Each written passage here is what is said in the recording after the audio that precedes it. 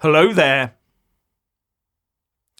This shows that our government and the Metropolitan Police hierarchy are allowing potentially violent protests to go ahead every week in London, and they know it.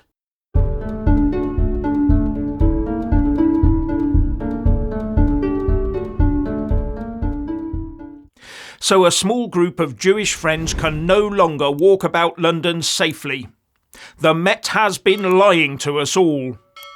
This next video clip makes it quite clear that despite what the Met chief, Sir Mark Rowley, says, London is no longer safe for Jews, and the average police officer knows it. You are quite openly Jewish. This is a pro-Palestinian march. I'm not accusing you of anything, but I'm worried about the reaction to your presence. Now, before I show you more from that clip, I just want to point out that being openly Jewish around these marches is okay, as long as you are professing support for Palestine, i.e. the right sort of Jew. Palestine, free, free! Palestine, free, free! Palestine! And we've all seen the videos of Orthodox Jews openly on the marches too, haven't we? So I do have to ask what made the police officer think this little group was not pro-Palestine and just going to join the march? Just a question. Now, the man concerned subsequently made a video of the whole experience. For months, we've been told that when anti-Israel protests course through London, it's perfectly safe for Jews. Notwithstanding the anti-Semitic placards, the genocidal slogans, the glorification of Hamas, the Islamist flags, the swastikas, notwithstanding all of that, it's still safe to be openly Jewish on the streets of London during these anti-Israel protests. That's what we're told. And yet, that's not true in practice. I know because on Saturday, I did what I normally do.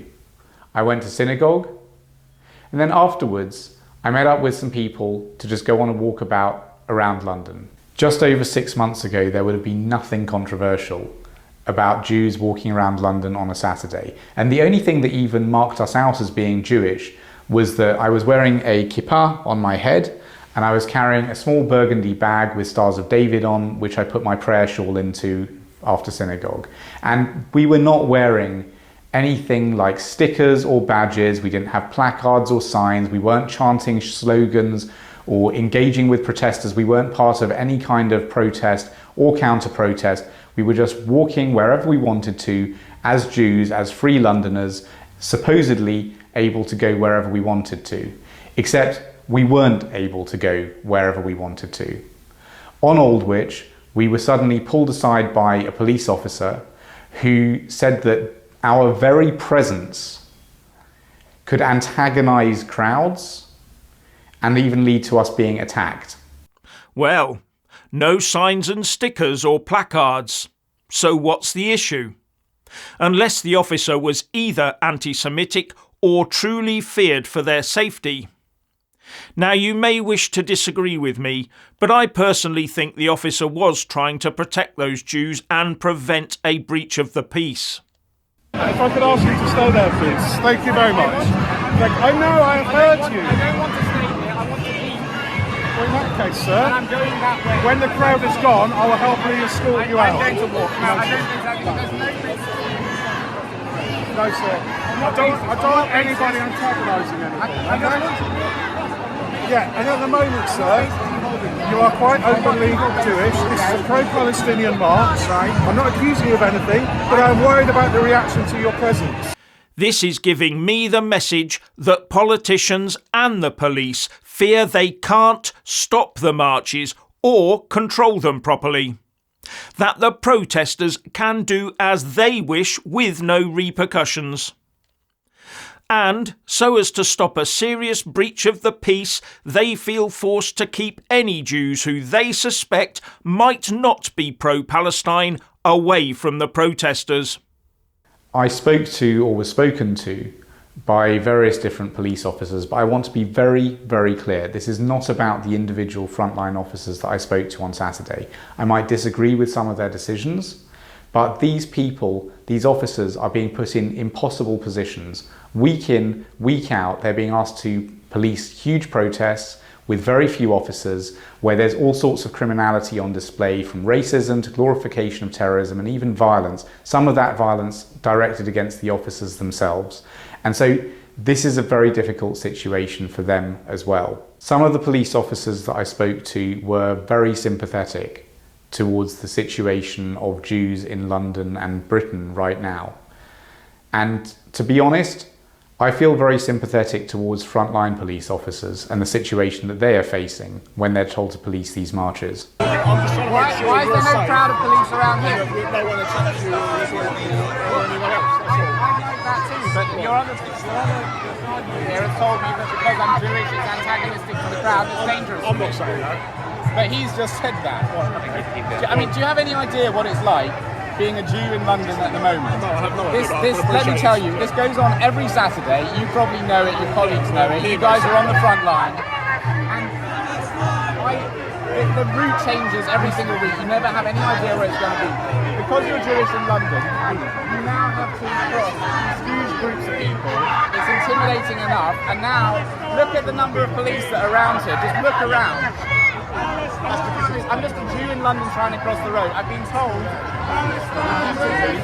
by the Met that these are completely safe for Jews, so I should have nothing to worry about. And yet here I find myself in this bubble. This guy has just been shouting at me and shoving me because I want to cross the road. Because these frontline police officers are being put in impossible situations, they're having to make up the Met's policy on the hoof. Whereas Sir Mark Rowley, the Commissioner of the Met, tours news studios and tells us that he is going to, quote, ruthlessly enforce to the letter of the law, the reality is that the Met's real policy is quite different, as I found out on Saturday. What really happens is that if you are Jewish and in the vicinity of a march which you're not part of, then the Met's officers will enact a different policy. There's a unit of people here now. You'll be escorted out of this area so you can go about your business, go where you like freely, or if you choose to remain here because you are causing a breach of peace with all these other people, you will be arrested. They will discuss this with me. If I remain here, you will arrest me. Because your presence here is antagonising a large group of people and we can't deal with all of them if they attack you or because your presence is antagonising them. Not everybody on the march had a problem with us, but apparently there were lots of people who clearly did. There you have it. The message is that an underlying threat of violence is enough to take full control of the streets. And just watch this next bit. That's it. Keep going before you get arrested. Watching your movement. That's right. And now, chief officer, this man's saying that he's going to start following me around watching my movement. That's right. We're all going to watch your movement and record you. We're here. Wait. No, the police ain't going to help you in this scenario. They ain't going to law. The police aren't going to help you in this scenario.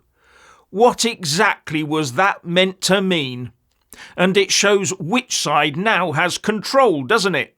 The result is that after months of being gaslit by the Met, it's not safe for Jews to be walking in the presence of these protests. And was there anything so crazy about what we were trying to do? Just walking around our home city on a Saturday? Is this something that we're willing to accept? That now the police have to keep Jews away?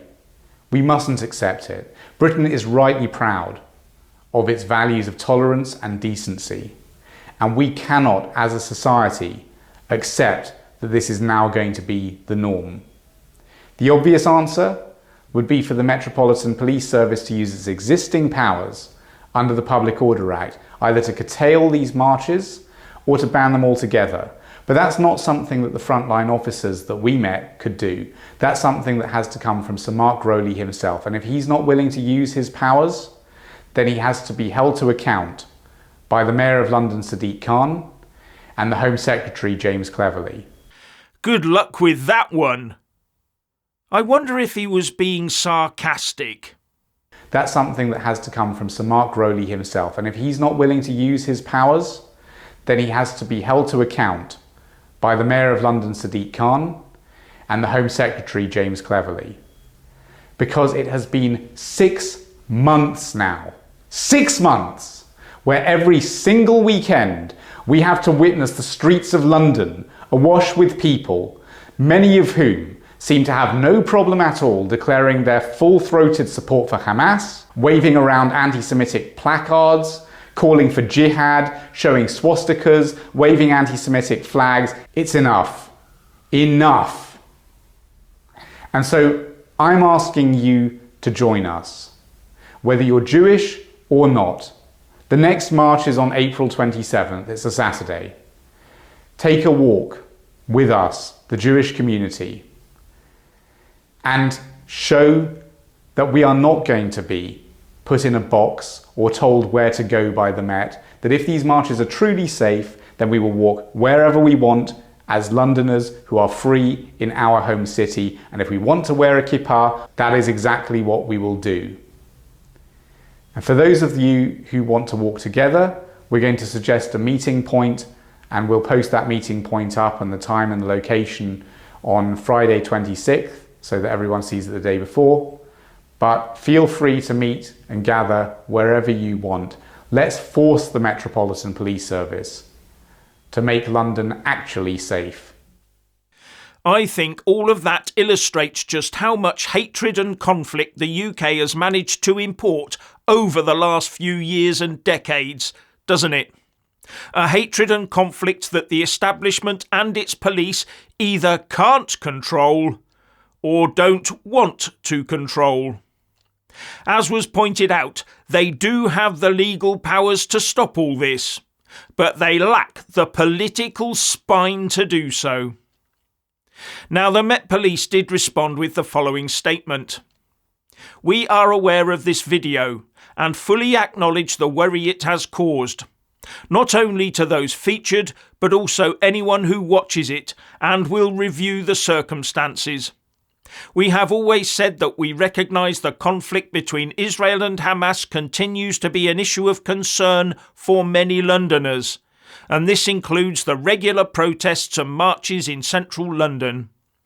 Everyone has the right to travel throughout the capital in safety. We will meet and discuss with anyone who wishes to organise a march or protest ahead of the 27th of April. Meaning, we will control where you are allowed to go so as to keep you clear of the pro-Palestine march route. You will cross the roads where we tell you that you can cross the roads. At one time last century, it was the forced wearing of yellow stars. Now it's cancellation and attempting to push Jews into a choice of either always steering clear of pro-Palestinians for fear of arrest, or hiding their faith so as to keep the peace. How can this possibly be right? How long before the decision is taken to remove them from London altogether? Not because they've done anything wrong, but because of the ever-growing potential for violence by some of the more hardcore of these protesters.